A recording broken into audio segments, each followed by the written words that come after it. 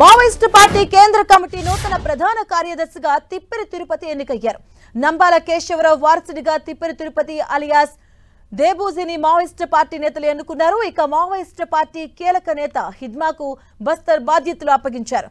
Dandakaranya special zone committee కార్యదర్శిగా హిడ్మా బాధ్యతలు స్వీకరించారు.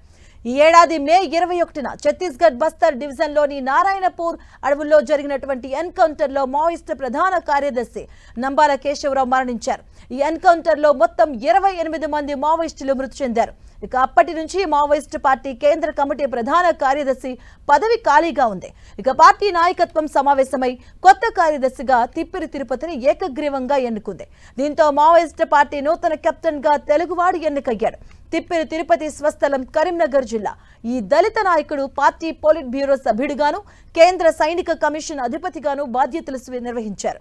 ఇక మావోయిస్టు పార్టీకి పీపుల్స్ లిబరేషన్ గెరిల్లా ఆర్మీ గుండెకాయ లాంటిదని, ఇందులో అత్యంత సమర్థవంతమైనదిగా పిలువబడే 1వ బెటాలియన్ కమాండర్ గా హిడ్మా కొనసాగారు. ఇప్పుడు అతనికి దండకారణ్య స్పెషల్ జోనల్ కమిటీ కార్యదర్శి బాధ్యత అప్పగించారు. ఛత్తీస్గఢ్ లోని బస్తర్ డివిజన్ అంతటా ఉమ్మడి కార్యకలాపాలను నిరోధించే బాధ్యత ఈ కమిటీ తీసుకుంది. ఇక ఏపీలో లొంగిపోయిన మావోయిస్టు కేంద్ర కమిటీ సభ్యుడు కమలేష్ ను ప్రశ్నించిన తర్వాత ఆ రాష్ట్ర పోలీసులకు ఈ సమాచారం అందినట్టుగా తెలుస్తోంది.